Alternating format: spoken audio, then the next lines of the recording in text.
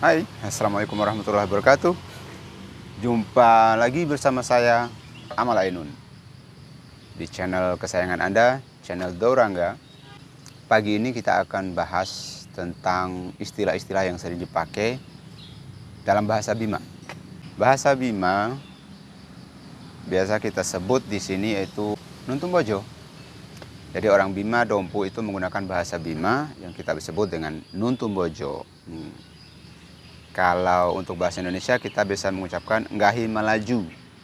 Baik, istilah yang sering kita dengar di kalangan orang Bima ketika berinteraksi, ketika ngobrol, itu kata kalembo ade. Kalembo ade itu mengandung arti, kita belajar dari dasar dulu. Kata awalan K, ditambah lembo, dan ade. Jadi K itu adalah awalan yang berarti kalau dalam bahasa Indonesia itu apa ya? Lupa. Lembo dulu ya. Lembo itu lebar. Lembo itu lebar. Ada itu hati. Jadi kalau diistilahkan perkata, lebarkan hati. Coba kira-kira apa maknanya? Lembo ade, kalembo ade, perlebar hati. Jadi itu istilah yang digunakan untuk menyampaikan kepada orang lain untuk bersabar, untuk memahami keadaan atau kondisi yang pengucap. Terus ketika misalnya kita kedatangan tamu di rumah, lalu kita menyediakan minuman atau makanan ringan seala kadarnya, kita biasa mengucapkan kalembo ade. Inilah yang bisa kami sajikan. Kalembo ade mohon maklum, itu maksudnya. Kalembo ade yang ini mohon maklum. Atau pada suatu kondisi ketika terjadi bencana, kita mengucapkan kalembo ade kepada yang mengalami bencana atau musibah, itu mengandung arti mohon bersabar. Ya, bisa luas arti kalembo ade itu, luas. Terus ketika kita melayani seseorang juga dan kita merasa kurang mampu melayani dengan baik, biasa kita ucapkan kalembo ade juga. Ya, mengandung arti juga tadi, harap maklum. Inilah kondisi yang kami bisa berikan, inilah pelayanan yang bisa kami berikan, sehingga timbullah rasa rendah hati dan mengucapkan kata kalembo ade tersebut. Terus istilah yang kedua yaitu kata untuk menanyakan kabar. Biasa kita mengucapkan, kalau sudah akrab banget, biasa kita mengucapkan auhaban, auhaban.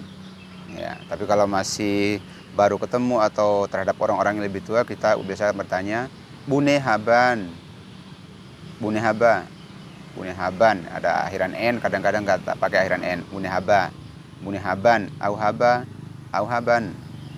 Itu untuk menanyakan kabar. Dan ini juga kata haba atau kabar dalam bahasa Indonesia bisa juga dalam bahasa Bojo dipakai untuk menanyakan maksud atau tujuan kedatangan seseorang. Misalnya ketika seseorang bertamu ke rumah kita, lalu kita ajak ngobrol untuk menyambutnya, lalu selesai itu kita tanyakan maksud dan tujuan kedatangnya ke rumah dengan cara yang halus.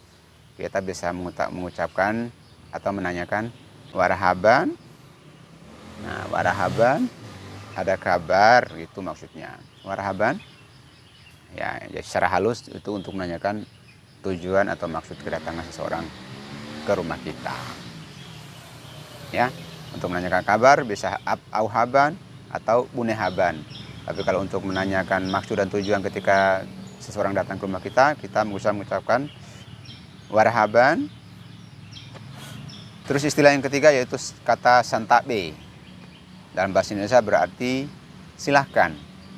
Santabe, pengucapannya itu santabe. Jadi ujungnya itu B. Jadi terdengar seperti B, tapi kalau untuk orang asli Bima Dompu, pengucapannya santabe, B. Jadi ini yang membedakan orang asli Bima Dompu dengan orang daerah lain yang belajar bahasa Indonesia, agak kesulitan mengucapkan kata B dan D. Jadi seperti kalau ditulis kata B, hurufnya itu ada B dan D. Tapi kalau untuk orang Bima mengucapkannya B, D. Ya agak sulit kan? B, Santa B. Jadi ada agak ketarik ke dalam. Santa B, ada getaran di ujung-ujungnya itu. Santa B, itu kata yang berarti silahkan. Selain itu, kata Santa B juga bermakna permisi. Ya, seperti umumnya dalam bahasa Indonesia, permisi itu untuk apa?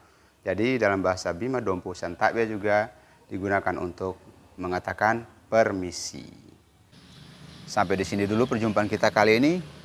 Sampai ketemu lagi di posting-posting berikutnya terkait bahasa dan istilah-istilah yang digunakan dalam bahasa Bima atau Bima Dompu atau Nuntum Bojo. Oke, jangan lupa like, subscribe, and share. Assalamualaikum warahmatullahi wabarakatuh.